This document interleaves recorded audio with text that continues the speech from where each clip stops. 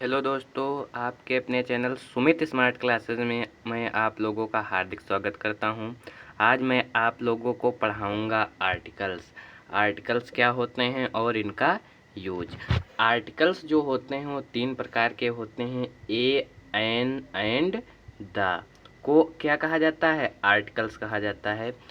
इनका प्रयोग नाउन के पहले होता है। सामान्यतः इनका प्रयोग कहाँ होता है? नाउन के पहले होता है। ये क्या है? एडजेक्टिव्स हैं। इन्हें मॉडर्न इंग्लिश ग्रामर डिटरमिनर्स भी कहा जाता है। जो ये न्यू इंग्लिश आई है, न्यू जो मॉडर्न इंग्लिश आई है, उसमें जो ये आर्टिकल्स होते हैं इनको डिटरमिनर्स भी कहते हैं। आर्टिकल्स मिनिमम दो भागों में बांटे गए हैं। कौन कौन से? इंडेफिनिट आर्टिकल और डेफिनिट आर्टिकल। इंडेफिनिट आर्टिकल क्या होते हैं? इंडेफिनिट आर्टिकल ए और एन होते हैं और डेफिनिट आर्टिकल क्या होता है? द। तो इसके बाद आप समझेंगे इंडेफिनिट आर्टिकल और डेफिनिट आर्टिकल क्या होते हैं।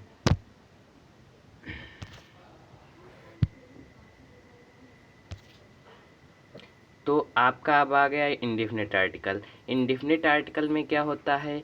ए और एन का प्रयोग किसी नाउन के position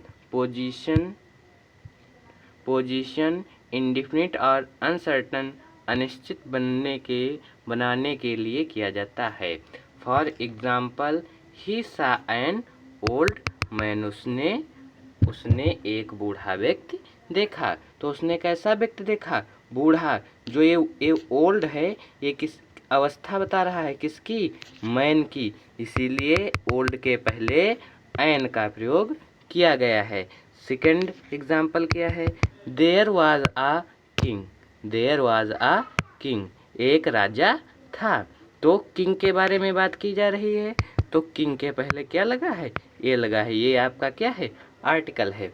for example, our dog was a barking at night. एक कुत्ता रात में भौंक रहा था। तो कौन भौंक रहा था? कुत्ता। किसके बारे में बात की जा रही? कुत्ता के बारे में। तो ए डॉग। तो कुत्ता के पहले क्या लगा? ए, क्योंकि जो डॉग है वो क्या है? नाउन। हमेशा जो ए एन है वो नाउन के पहले प्रयोग किए जाते हैं। जैसे ओल्ड मैन है, किंग है, डॉग है। ये सब पोजीशन बताने के लिए इनका प्रयोग किया जाता है। उसके बाद नंबर 2 पे क्या आपका आता है? Definite articles. डेफिनिट आर्टिकल्स क्या होते हैं? डेफिनिट आर्टिकल्स जो होते हैं वो द होता है। डेफिनिट आर्टिकल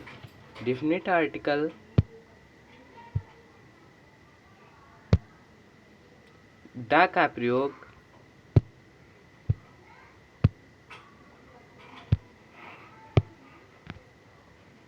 प्रयोग किसी नाउन के पोजीशन डेफिनिट और सर्टन बनाने के लिए किया जाता है। The house in which I live is new. घर जिसमें मैं रहता हूँ, मतलब कि जिस घर में मैं रहता हूँ वो कैसा है? नया है। इसलिए यहाँ पर द लगा। जो द होता है वो निश्चित करता है कि ये चीज़ उसी की है। This is the pen which I have bought. यह वही कलम है जो मैंने खरीदी है। जो द होता है वो हमें अधिकार व्यक्त करने को निर्देश करता है। नेपाल का सोना सस्ता है। The gold of Nepal is cheap. तो उसके बाद आपका आता है इनका जो प्रोनाउंसिएशन होता है वो कैसे किया जाता है? ए और एन और द का। कुछ लोग इनका प्रोनाउंसिएशन जो होता है वो रॉन्ग कर देते हैं, इसलिए इस वीडियो को आप अंत तक अवश्य देखें। जो ए होता है, ए को वीक फॉर्म्स में आ भी पढ़ा जाता है और स्ट्रांग फॉर्म में ए पढ़ा जाता है। नंबर 2 पे आपका आता है एन को अन भी पढ़ा जाता है, वो वीक फॉर्म होती है। जो एन होता है वो स्ट्रांग फॉर्म होती है। यहीं पर आपका आता है द को द भी पढ़ा जाता है, दी भी पढ़ा जाता है, और स्ट्रांग फॉर्म में जो होता है तो दी होता है, और वीक फॉर्म में दोनों आ जाते हैं, दादी दे। तो जब हम अंग्रेजी में बात करते हैं या स्पीच देते हैं तो सामान्यता का उच्चारण आ, एन का उच्चारण अन करते हैं। धन्यवाद दोस्तों। वीडियो को ज़्यादा से ज़्यादा शेयर करें।